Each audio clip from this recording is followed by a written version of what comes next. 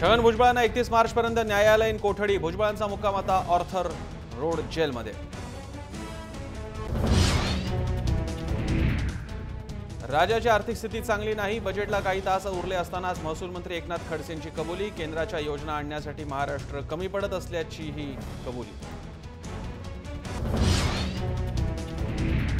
ठाणेकरांसाठी good news. Wadala Thane Kasar Wadavali मेट्रोच्या कामाला यंदा सुरुवात। मुख्यमंत्री फडणवीसांची विधानसभेत ग्वाही।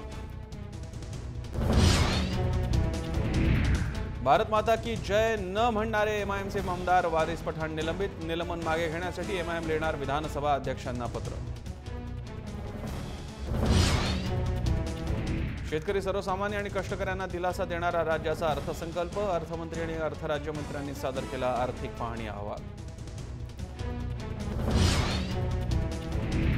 मेट्रो 3 प्रोजेक्टवरून शिवसेना भाजपमध्ये जुंपली। शिवसेनेच्या विरोधावर भाजपकडून सेनेला टोला। सरकारकडून सेनेचा विरोध झुगारून मेट्रोला आणखी 3 हेक्टर जागा। जर्मन बेकरी ब्लास्ट प्रकरणी हिमायत बेगला फाशीऐवजी जन्मठेप। दहशतवादाच्या आरोपातून हिमायतची निर्दोष मुक्तता। अकोल्याच्या पातूरमध्ये भरधाव ट्रकच्या धडकेमध्ये चहाच्या टपरीतले 3 जण जागेस ठार, 7 गंभीर। ठाण्यात नाले सफाई विरोधात मनसेचं अभिनव आंदोलन। नाल्यात उतरून कार्यकर्ते खेळले बॅडमिंटन।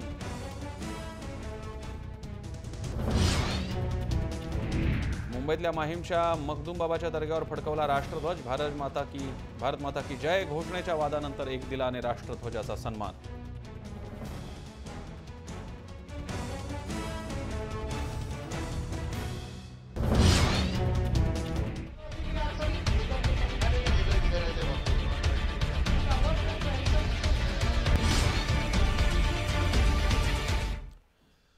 नमस्कार, मी प्रसन्न जोशी। लक्षवेधीमध्ये आपल्या सगळ्यांचं स्वागत। उद्या बहुप्रतीक्षित राज्याचा अर्थसंकल्प जाहीर होणार आहे। त्यापूर्वी आज अर्थसंकल्पीय अधिवेशनाच्या पूर्वसंध्येला आधीच्या दिवशी जी आर्थिक पाहणी असते राज्याची ती सादर झालेली आहे। आणि या बाबतीत राज्यपालांच्या अभिभाषणाला उत्तर देताना मुख्यमंत्र्यांनी आज प्रचंड टोलेबाजी केली। खरं तर हे भाषण मुख्यमंत्र्यांचं उत्तर होतं का विरोधकांना मारलेले टोले होते असं म्हणावं, इतक्या प्रकारचं विरोधकांच्या वरती लक्ष केलेलं ठरलेलं बघायला मिळालं। आणि त्याच वेळी विरोधक सुद्धा काहीसे कोंडमारा झालेले, कोपऱ्यात ढकलले गेलेले, आपल्याच आधीच्या सरकारमधले वाभाडे कसे काढले जातात हे पाहत राहणारे असे वगैरे बघायला मिळाले होते। त्यामुळे आजच्या या दिवसाचं फलित काय, मुख्यमंत्र्यांचा हा सगळा असा आवेश का होता, विरोधकांची कोंडी का झाली, आणि आज आर्थिक पाहणीचे जे मुद्दे आपल्या समोर येत आहेत त्यामुळे आगामी अर्थसंकल्प म्हणजे उद्याचा अर्थसंकल्प हा महागाई वाढवणारा इतकंच नाही तर कदाचित मध्यमवर्गीयांना आणखी झळा सोसवायला लावणारा, खिशातून पैसा थोडा कमी करणारा असेल का, याचे थोडेफार आपल्याला पॉइंट्स मिळालेले आहेत। आपण त्या बाबतीत बोलणार आहोत। आपल्यासोबत मान्यवर आहेत। आपल्यासोबत असतील अतुल भातखळकर, विधिमंडळाच्या हिरवळीवरनं तिकडच्या परिसरातूनच आपल्यासोबत आहेत, भाजपचे आमदार आहेत, वरिष्ठ नेते सुद्धा आहेत अतुल भातखळकर। विद्याताई चव्हाण राष्ट्रवादीच्या प्रवक्त्या, त्याही त्यांच्यासोबत आहेत, त्यांचंही स्वागत। संजय जोग ज्येष्ठ पत्रकार आहेत, तेही त्यांच्यासोबत बसलेले आहेत, त्यांचंही स्वागत। पुण्याहून आपल्यासोबत असणार आहेत रोहित चंदावरकर, जे सकाळ टाइम्सचे पुणे आवृत्तीचे संपादक आहेत, त्यांचं स्वागत। इथे स्टुडिओमध्ये माझ्या शेजारी आहेत राजू वाघमारे, काँग्रेसचे प्रवक्ते, सर्वांचं स्वागत। मी अतुल भातखळकरांपासून सुरुवात करणार आहे। भातखळकरजी, आज मुख्यमंत्र्यांचं जे बोलणं होतं, जे वस्तुतः अभिभाषणाला दिलेलं उत्तर असतं, ते प्रामुख्याने विरोधकांना कशा प्रकारे कोंडीत पकडता येईल, त्यांना चिमटे कसे काढता येतील असंच बघायला मिळालं। हा नेमका काय प्रकार होता, याच्यामागचा खरं तर आढावा घेणं, अर्थसंकल्पीय अधिवेशनाच्या पूर्वसंध्येला त्याच्याबद्दल काही भाष्य करणं, आर्थिक परिस्थितीबद्दल बोलणं आणि आगामी विचार मांडण्याच्या ऐवजी विरोधकांना, आघाडी सरकारला चिमटे काढले जात होते, त्याबद्दल आपलं काय मत वाटतं? नाही, मला वाटतं तुम्ही जे विश्लेषण माननीय मुख्यमंत्र्यांच्या भाषणाचं करताय ते चुकीचं आणि अपुरं अशा प्रकारचं आहे। मुळामध्ये ही परंपरा आहे की राज्यपालांच्या अभिभाषणावर विरोधी पक्ष चर्चा चालू करतात, सत्ताधारी पक्ष चर्चा करत असतात आणि या सर्व याला उत्तर जे असतं हे उत्तर राज्याचे मुख्यमंत्री देत असतात। हे राज्यपालांचं जरी अभिभाषण असलं तरी ते कॅबिनेटनेच एक तयार केलेलं भाषण असतं, बरोबर आहे। आणि यातून गेल्या वर्षभरामध्ये राज्यामध्ये काय झालेलं आहे आणि पुढच्या वर्षभरामध्ये राज्याला काय नवीन गोष्टी करायच्या आहेत याची काही ठळक मुद्दे त्या भाषणाच्या माध्यमातून विधानसभेच्या समोर, सदनाच्या समोर आलेले असतात। मुख्यमंत्र्यांनी या सर्व गोष्टीचा आढावा घेतला आणि सुरुवातीला सुद्धा जो आज इकॉनॉमिक सर्व्हे हा जो टेबल केला त्याच्या संदर्भातलं सुद्धा त्यांनी आपलं भाष्य केलं आणि त्याचबरोबर विरोधी पक्षांनी जेव्हा राज्यपालांच्या अभिभाषणावर भाष्य केलं होतं त्यावेळेला विरोधी पक्षांनी अनेक आक्षेप हे गेल्या वर्षभरातल्या सरकारच्या कामावर राज्यपालांच्या अभिभाषणाच्या निमित्ताने घेतले होते आणि स्वाभाविक राज्याच्या मुख्यमंत्र्यांनी त्या सगळ्या आक्षेपांना उत्तर दिलं आणि याच्यामध्ये कुठलाही काही नवीन प्रकारे अशातला भाग नाही. हे अशीच पद्धत आहे. आपण संसदेमध्ये जरी अगदी यावेळेचं जरी भाषण नरेंद्र मोदींचं पाहिलं असेल किंवा त्याच्या आधी राहुल गांधी असतील किंवा अन्य कोणी अन्य राजकीय पक्षांचे नेते असतील, त्यामुळे अशीच भाषणं ही पद्धत असते.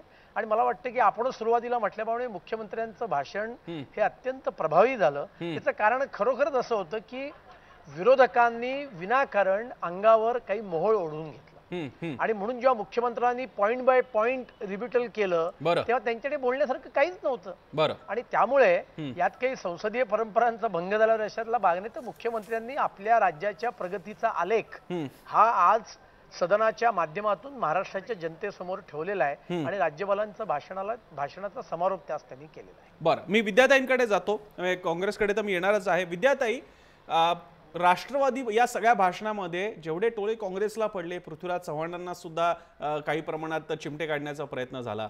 हे खरं आहे, भाषणाचं प्रभावी होतं. पण जो आपला मूळ मुद्दा आहे की विरोधकांना एकदम धारेवरच धरताना बघायला मिळाले. राष्ट्रवादीच्या बाबतीत आणि अर्थसंकल्पीय अधिवेशन सुरू असल्यामुळे जयंत पाटलांची आठवण होणार आहे तर स्वाभाविक आहे. जयंत पाटलांबाबतीत, राष्ट्रवादीच्या बाबतीत आणि पर्यायानं तुमच्याकडे असणाऱ्या अर्थ खात्याच्या बाबतीत सुद्धा मुख्यमंत्र्यांनी जोरदार टोलेबाजी केली होती. अनेक मुद्दे सुद्धा मांडले. मग शिवस्मारकाच्या बाबतीत कशा प्रकारे पैसा हात आखडता घेतला होता, शेतकऱ्यांच्या आत्महत्या आणि शेती प्रश्नाच्या संदर्भात सर्वाधिक मदत आमच्या काळात कशी झाली, राष्ट्रवादी किंवा तेव्हाच्या सरकारने कशी केली नाही, असे अनेक मुद्दे बाहेर निघाले होते. राष्ट्रवादी सुद्धा या बाबतीत नंतर जी काय गप्प बसली त्यानंतर ती परत बोलतानाच दिसली नाही. हा काय प्रकार आहे? आक्रमकपणा तुमच्याकडनं का नाही बघायला मिळाला? नाही, काही नियम आणि सभागृहाचे जे हे असतात ते पाळले पाहिजे. कारण पुरवणी मागण्यांवरती किंवा राज्यपालांच्या भाषणावरती आम्हाला सगळ्यांना बोलायची संधी मिळाल्यानंतर शेवटी त्याचं उत्तर द्यायला मुख्यमंत्री येतात आणि त्याच्यानंतर राईट टू रिप्लाय वगैरे असा काही प्रकार नसतो. म्हणजे आम्हाला ते जे बोलतात ते फक्त ऐकून घेण्याची भूमिकाच निभावायची असते. त्यामुळे त्याच्यावरती उठून उभं राहणं किंवा त्यांना विरोध करणं हे नियमबाह्य आहे आणि तसं करणं परंपरेला धरून नाहीये. आणि दुसरं एक मला सांगायचंय की तुम्हाला आज त्यांचं जे वाटलं ते परवा जे मुख्यमंत्र्यांचा तोल पूर्णपणे ढळला होता आणि त्यांनी अगदी सभागृहामध्ये जे तांडवच सुरू केलं होतं आणि ते कुठेतरी त्यांना असं वाटलं की आपण अशा प्रकारे बोलायला नको होतं किंवा असं इतकं अग्रेसिव्ह व्हायला नको होतं. कारण ते राज्याचे मुख्यमंत्री आहे आणि त्यांना जर सगळ्या मीडियाने त्याच्यावरती खूप टीका केली होती. त्यामुळे त्यांनी आज कुठेतरी त्याची भर म्हणजे ते जे त्यांच्यावर जी टीका झाली होती त्याच्यावर पुन्हा आपल्यावर अशी टीका होऊ नये, आपण कुठेतरी बॅलन्स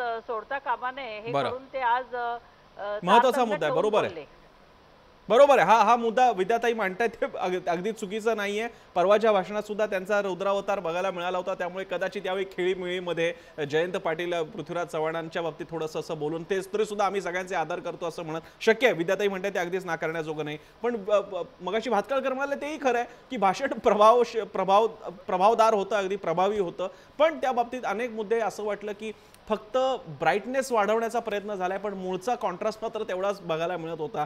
कारण जे मुद्दे जे पुढे आपल्या चर्चेत येणार आहेत त्यातले अनेक मुद्दे खरंच तसे आहेत का, तशी परिस्थिती ही आपण मान्यवरांना विचारणार आहोत. मी जोगांकडे जाईन आणि त्यानंतर पुणे स्टुडिओला आणि मग मी वाघमारांकडे येईन. जोगजी, तुम्ही या सगळं भाषणाला बघितलं असेल आणि परिस्थिती समोर आहे आपल्या आधीच्या आघाडीची आणि आताची तुलना सुद्धा तुमच्या समोर आहे. तुमचं काय इम्प्रेशन बनलं या भाषणानंतर? मला असं वाटतं मुख्यमंत्र्यांनी एक धोरण नक्की केलेलं आहे की ज्या प्राप्त परिस्थितीत यांचं सरकार आलाय तर त्या सरकार चालवण्यासाठी त्यांना जे कष्ट पडतायत, because he has been all the time saying की आम्ही जी लिगसी केलेली आहे ती लिगसी काय मोठी अशी आल्हाददायक नाही किंवा आशादायक नाही. म्हणजे 3,36,000 कोटीचं कर्ज ते 14व्या वित्त आयोगानुसार वेल विदिन लिमिट आहे, त्याचा काहीच प्रॉब्लेम नाही. कारण महाराष्ट्रासारखं बलाढ्य स्टेट ज्याचे फंडामेंटल अत्यंत स्ट्रॉंग आहेत अशा पद्धतीने पब्लिक डेट असणं जे 16 21.9% आहे आणि जे लिमिट दिलेलं आहे ते 21.9% आत आहे. त्यामुळे त्याच्या ती काळजी करण्याची काहीच कारण नाही. पण ज्या पद्धतीने मुख्यमंत्री विरोधी पक्षात असताना अटॅक करत होते की हे कर्जबाजारी सरकार आहे, हे कपल्लक सरकार आहे, या सरकारचा नंबर जर करायचा झाला तर शून्यातनं शेवटून शून्यातनं येईल वगैरे वगैरे वगैरे. पण आता वेळ अशी आलेली आहे की नाव he is sitting in the chair of chief minister. आता त्यांना कळून आलेलं आहे की आपला जर का महाराष्ट्राचा नंबर 1 आता म्हणजे बोलायला लागले ना, जेव्हा प्रकाश मेहतांकडे 3 महिन्याचं जेव्हा इंडस्ट्रीचं डिपार्टमेंट होतं तेव्हा त्यांना साक्षात्कार झाला पहिल्याच प्रेस कॉन्फरन्स मध्ये की महाराष्ट्र नंबर 1 आहेच आणि तो होताच आणि तो राहणार आहे. त्यामुळे मला असं वाटतं आताच्या प्राप्त परिस्थितीमध्ये एका बाजूला ऍग्रिकल्चर ग्रोथ म्हणजे हे काँग्रेस आणि एनसीपीचं इनॅक्शन आहे हे इथे म्हणायलाच लागेल. कारण आपली ऍग्रिकल्चर ग्रोथ रेट ही -1%, -1.5% आणि जी आत्ताला प्रस्तावित केली आहे ती -2.7% अशी केलेली आहे. त्यामुळे ही जी लिगसी आहे ती लिगसी खोडून काढायची असेल तर मुख्यमंत्री म्हणतात त्यानुसार जे काय पंचसूत्री, षष्टसूत्री, दशसूत्री व्हॉट एव्हर जे प्रोग्राम असतील ते राबवायला लागतील. आणि हे जे काय 1.5 वर्ष आहे ते कमी आहे. त्यामुळे त्यासाठी लागणारा जो वेळ आहे तो वेळ दाखवताना आम्ही काहीतरी करतोय. मग इरिगेशनसाठी म्हणजे आता तेच बोलत होते माननीय जेव्हा खडसे साहेब विरोधी पक्ष नेते होते किंवा मुख्यमंत्री बरोबरीने अटॅक करत होते तेव्हा ते वारंवार असं सांगत होते 80,000 कोटी काय 1,00,000 कोटी काय आम्ही सरकारात आल्यावर लगेच काढू. पण आता आल्यावर त्यांना असं कळलं की देर इज आरबीआय. म्हणजे मध्ये नारायणराव राणेंनी एक चांगली कॉमेंट केली होती मुनगंटीवार साहेबांबद्दल की जसं काय ते आरबीआय आपल्या खाकोटीला लावून फिरतायत म्हणाले कुठली घोषणा करायची असेल. मला असं वाटतं मुख्यमंत्री अत्यंत बॅलन्स्ड आहेत. त्यांना नक्की कळून असं चुकलं असेल की एका बाजूला आपलं रेव्हेन्यू डेफिसिट हे 3757 कोटी असं प्रस्तावित आहे ते जवळपास 15,000 कोटी पर्यंत जाण्याची शक्यता आहे. हे स्वतः मुख्यमंत्री ऍडमिट करतात इनडायरेक्टली ॲज वेल एज सुधीर मुनगंटीवार सुद्धा. त्याचबरोबर आपलं फिस्कल डेफिसिट आहे ते 30,000 कोटी रुपये आहे. ते आपल्या वेल विदिन लिमिट आहे बिलो 3%. असं असताना एका बाजूला आत्ताची असणारी इकॉनॉमी मधली स्लम, दुसऱ्या बाजूला शेती आणि इरिगेशनच्या संदर्भातला असणारं चॅलेंज आणि तिसऱ्या बाजूला महाराष्ट्र हा नंबर 1 आहेच जो आता मेक इन इंडिया मध्ये त्यांनी जबरदस्त एक्स्ट्रा वॅगनचा करून आम्ही 8,00,000 कोटीचे इन्व्हेस्टमेंट इंटेन्शन आणले वगैरे वगैरे केलं ते. आणि मग हे सर्व करत असताना आपली इकॉनॉमी आणखीन रिवाईव्ह कशी होईल या संदर्भात जे प्रयत्न करायचे त्याला अजून वेळ लागणार आहे. मग त्याला इंग्लिशमध्ये म्हणतात त्यानुसार मग लो हँगिंग फ्रुट्स भ्रष्टाचार आहे, त्यानंतर स्कॅम्स आहेत, त्यानंतर अनियमितता आहेत, ह्याचा घेऊन कुठेतरी जो वोटर्स आहे त्याला अपील करणं आणि पर्यायाने सायमल्टेनियसली इकॉनॉमी रिवाईव्ह करण्यासाठी प्रयत्न करणं हे दोनच आता त्यांच्या समोर ऑप्शन असल्यामुळे आज मुख्यमंत्र्यांनी त्याचा परामर्श घेतला. आणि त्याचबरोबर काँग्रेस एनसीपीला जोडताना आम्ही आता पुढे काय करणार आहोत त्याची एक मार्गक्रमणा दिली. मला असं वाटतं अजूनही आता त्यामुळे वेळ बराच चाललाय. एक साधं उदाहरण देतो. मुख्यमंत्री साहेब आणि प्रकाश मेहता सांगतात की ह्या राज्यामध्ये आम्ही 22 लाख घरं बांधणार. साधारण मी आता मी या क्षेत्रामध्ये लिहित असतो या संदर्भात तर ज्या बिल्डरची लॉबी आहे तर त्यांना आता ते खुश आहेत अनऑथोराइज कन्स्ट्रक्शनच्या काही बाबतीत त्यांना जी आता रिलीफ मिळाली त्यांच्या म्हणण्यानुसार त्यांनी एक कॅल्क्युलेशन केलं त्यानुसार दिवसाला साधारण 6,773 घरं बांधावी लागतील की ज्या वेळेला 22 लाख घरं ही 2022 पर्यंत पूर्ण होतील. मला असं वाटतं हे चॅलेंज अत्यंत महत्वाचं आहे. त्यामुळे नुसत्याच आता बोलणं न करता जसे माननीय प्राईम मिनिस्टर नरेंद्र मोदी सांगतात त्यानुसार आता किंवा जे आता अॅनालिस्ट आहेत ग्लोबल अॅनालिस्ट असतील किंवा भारतातले त्यांच्यानुसार आत्ताची खरं गरज आहे ती इम्प्लिमेंटेशन अँड इम्प्लिमेंटेशन ओनली. नक्की जोग यांनी अतिशय सविस्तर या प्रतिक्रिया दिलेली जी मला अधिक आपले जे पुढचे मुद्दे ज्याचा मी उल्लेखही केला होता ती पुढे घेऊन जायला मदतच होणार आहे आपल्याला. मी आधी चंदावरकरांकडे जातो आणि त्यानंतर वाघमाऱ्यांकडे येतो. मला कल्पना आहे वाघमाऱ्यांना भाजपच्या बाबतीत आणि भातखळकरांना प्रत्युत्तर द्यायचं असेल. चंदावरकरजी आजच्या या भाषणामधले जे आर्थिक मुद्दे आहेत जे अपरिहार्यपणे येणारच होते त्याबद्दल तर तुम्ही बोलाच पण मला त्यातला पॉलिटिकल कंगोरा जास्त एक्सप्लोर करावा असं वाटतो ज्यामध्ये अनेक बाबतीत मुख्यमंत्री हे सुचवू पाहतात की जर का आमच्या काही अडचणी असतील तर त्या अडचणींची पायाभरणी आधीच्या सरकारमध्ये झाली होती किंवा कोणते निर्णय जर का झाले नसतील तर ती आमची जबाबदारी नव्हती ती मुळात आधीच्या सरकारने कसं केलं होतं ते पहा. हे आधीच्या सरकारकडे बोट दाखवणं सरकारच्या दुसऱ्या वर्षात सुद्धा का सुरू आहे चंदावरकरजी? प्रसन्न संजय जोग यांनी आता आर्थिक पाहणी अहवालातले आर्थिक भाग जो आहे आणि आर्थिक मुद्दे जे आहेत ते सविस्तरपणे मांडलेले आहेत आणि ते चांगल्या पद्धतीने त्यांनी तो पर्स्पेक्टिव्ह दिला आहे त्यामुळे त्याचं रिपिटेशन मी करत नाही. तुम्ही म्हणालात त्याप्रमाणे मी राजकीय मुद्द्यांकडे येतो आधी. जरूर. त्यातल्या एक दोन गोष्टी आपण लक्षात घ्या. 95 साली जेव्हा पहिल्यांदा भाजप शिवसेनेचं सरकार महाराष्ट्रात आलं होतं तेव्हाही अशाच पद्धतीने पहिली 2 वर्ष गोपीनाथ मुंडे आणि मुख्यमंत्री मनोहर जोशी हे दोघेही पहिली 1.5 वर्ष मीडियाला किंवा इतरांना हेच सांगताना दिसत होते की आमच्याकडे कशी एक वाईट लेगसी आलेली आहे आणि आम्हाला कसं हे सगळं आता सुधारायचं आहे, सगळं कसं आधीचं बिघडवून ठेवलेलं आहे काँग्रेसनी वगैरे वगैरे. त्यामुळे हे एक पद्धत आहे की सत्ता मिळत नाही तोपर्यंत वेगवेगळी आश्वासनं मोठी देणं आणि आम्ही हे करू ते करू अमुक करू वगैरे वगैरे असं मोठ्या घोषणा निवडणुकीच्या आधीच्या काळामध्ये करणं आणि नंतर संजय जोग म्हणाले त्याप्रमाणे सत्तेवर आपण येऊन बसल्यानंतर जी कंपल्शन्स दिसू लागतात किंवा ब्युरोक्रॅट सिनियर लेवलचे तुमच्या शेजारी उभे राहतात तुम्ही जेव्हा खुर्चीवर बसता तेव्हा आणि ते तुम्हाला सांगायला लागतात की साहेब हे असं करता नाही येणार, साहेब तसं करता नाही येणार. मग तुम्हाला कळतं की अरे आपल्याला फारसं काही करता येत नाही आणि मग अशा वेळी तुम्हाला वेगवेगळे इतर मुद्दे राजकीय मुद्दे पुढे आणावे लागतात आणि जनतेचं लक्ष काही अंशी वळवणं दुसरीकडे, काही अंशी थोडासा वेळ मागून घेणं जनतेकडून, यासाठी ही सगळी टेक्निक्स वापरली जातात की हे आधीच्या सरकारची लेगसी आहे वगैरे. तर आता फडणवीस आज जे बोलतायत किंवा गेले काही दिवस जे बोलतायत त्यात हेच रिफ्लेक्ट होतं आहे की 15 वर्ष महाराष्ट्रात काँग्रेस आणि एनसीपीचं राज्य असल्या काळात शेतीची किंवा बाकीची दुरवस्था झाली ती झाली हे खरं आहे. इरिगेशन स्कॅम किंवा बाकीच्या काही गोष्टींमुळे काही जो डॅमेज झाला त्याच्यामुळे एक वाईट परिस्थिती आहे. आर्थिक चित्र सुद्धा फारसं वाईट, बऱ्यापैकी वाईट आहे. तर फडणवीस त्यामुळे त्याचा वापर करून ती टोलेबाजी करत आहेत आणि विरोधकांना फारसं काही करता येत नाही. कारण आपण बघितलं 2 दिवसापूर्वीच एक मोठे एनसीपीचे नेते छगन भुजबळ हे तर कोर्टाच्याच सांगण्यानुसार ईडीच्या कागदपत्रांमुळे कस्टडीत गेलेत. आजच आपण ऐकलं ते 31 मार्च पर्यंत कस्टडीत राहणार आहेत. इतरांवरही टांगती तलवार आहे. बाकीची पण स्कॅम्स आपल्याला माहिती आहेत काय काय आहे. त्यामुळे विरोधक थोडेसे डिफेन्सिव्हवर आहेत. याच्या फडणवीस यांच्या बाकीच्या शैलीमधला एक भाग मी तुम्हाला हा सांगू इच्छितो. पृथ्वीराज चव्हाण यांना आपण जवळून सगळ्यांनी बघितलं. कॉमन गोष्ट अशी आहे की दिल्लीहून जेव्हा तुम्हाला जबरदस्त बॅकिंग असतं, महाराष्ट्राच्या सरकारमध्ये 3 गोष्टी बदललेल्या नाहीत असं मला काही वेळा वाटतं. काँग्रेस एनसीपीचं गव्हर्नमेंट आणि आत्ताचं गव्हर्नमेंट. पहिली गोष्ट म्हणजे दिल्लीहून मोठं बॅकिंग असणं. पृथ्वीराज चव्हाण यांना जबरदस्त बॅकिंग दिल्लीहून होतं. देवेंद्र फडणवीस यांनाही आहे. दुसरी गोष्ट म्हणजे मित्र पक्षांबरोबर मारामारी, जी काँग्रेस आणि एनसीपी यांच्यामध्ये मारामारी होती, शिवसेना आणि भाजप यांच्यामध्ये मारामारी आहे. बरोबर. आणि तिसरी गोष्ट मी गमतीने सांगतो काही वेळा की ते सरकार स्वतःला डेमोक्रेटिक फ्रंट सरकार म्हणत होतं काँग्रेस आणि एनसीपीचं आणि आत्ताचं सरकार हे देवेंद्र फडणवीस सरकार आहे. त्यामुळे डीएफ हेही कॉमन आहे. तर असा एक गमतीदार भाग आहे की हे सरकारमध्ये काही बदललेलंच नाही. पण देवेंद्र फडणवीस म्हणजे सिरियस भाग असा की देवेंद्र फडणवीस सरकार आहे, भाजप शिवसेना सरकार नाही.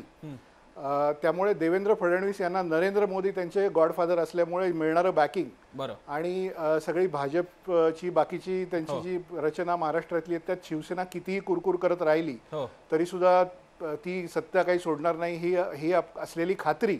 यामुळे फडणवीस यांच्यामध्ये एक कॉन्फिडन्स दिसतोय आणि त्यामुळे ती टोलेबाजी करताना ते दिसत आहेत आणि विरोधकांना काय किंवा शिवसेनेला काय ते सगळं ऐकून घ्यावं लागतं आहे. तर मला असं वाटतं की 1.5 वर्ष सत्तेवर येऊन त्यांना झालं आहे. आणखी पुढचं काही काळ अशा पद्धतीची टोलेबाजी, ही राजकीय शैली, व्यूहरचना ही सगळी चालू राहील. फारसं काही घडणार नाही. आणि पुढचा मॉन्सून ह्या महत्वाच्या मुद्द्याकडे मी येतो. जून पासून सुरू होणारा पावसाळा हा कसा असतो आणि तो पाऊस कशा पद्धतीने होतो, चांगला पडतो का नाही, यावर सगळं इंडस्ट्री, कॉर्पोरेट वर्ल्ड यांची पुढची इन्व्हेस्टमेंट, बाजाराला कशी चालना मिळते, काय होतं, आंतरराष्ट्रीय आर्थिक परिस्थिती जरा सुधारते का नाही सुधारते वगैरे हे सगळं होऊन साधारण 2017 किंवा 18 पासून इन्व्हेस्टमेंट्स येणं किंवा बाकीच्या गोष्टी होतील अशी अपेक्षा दिसते आहे. आणि मग त्या आधारावर ज्या मोठ्या मोठ्या 2 लाख कोटी रुपयांच्या रस्त्यांच्या योजना नितीन गडकरीचं मंत्रालय आखतं आहे, त्याच्यात विदर्भाचा चेहरामोहरा बदलणं, शेतीसाठी आता जो काही फंड काढला जातोय अरुण जेटली यांच्याकडून तो इम्प्लिमेंट होणं वगैरे, ही त्यांची खेळी सरळ सरळ दिसते की 19ला निवडणुका आहेत. त्यामुळे 17 पासून 17, 18, 19 या सालांमध्ये ही सगळी डिलिव्हरी होणार आहे. आत्ताचा काळ हा फक्त राजकीय कुरगोड्या आणि टोलेबाजी, तिकडे काही बोलणं, भारत माता की जय घोषणा योग्य की नाही हे याच्यावर बोलणं किंवा काहीतरी कॉन्ट्रोवर्सी निर्माण करून त्याच्यावर बोलणं वगैरे हा आहे. ठीक आहे चंदावरकर, तुम्ही तो त्यातला क्रक्स बरोबर पकडलेला आहे. जोग यांच्या आवृत्तीचा पुढचा क्रक्स तुम्ही तो बरोबर पकडला की एकीकडे ते आर्थिक मांडणी आहे पण त्याच्या पलीकडे ह्या आजच्या काळात थोडंसं या गोष्टीमध्ये समरमित ठेवायचं आहे. पण आपण आपली ट्रॅक मात्र तोच ठेवायचा आहे जो आपल्याला ज्याच्यामध्ये आपल्याला भाजपवाल्यांना ज्याच्याबद्दल विचारायचं आहे. मी एक छोटासा ब्रेक घेणार आहे. ब्रेकच्या नंतर मी वाघमारेंपासून सुरुवात करेन. आपला प्रश्न आहे, या चर्चेबाबतीत तुम्हाला काय म्हणायचं असेल तर आमच्या ट्विटर हँडलवरती @JayMaharashtraN वरती मुख्यमंत्र्यांच्या भाषणानं विरोधक घाया झालेत का, तुम्हाला काय वाटतं, आपण नक्की उत्तर द्या. छोट्याशा ब्रेक नंतर परत भेटतोय. पाहत रहा लक्षवेधी. जय महाराष्ट्रवर.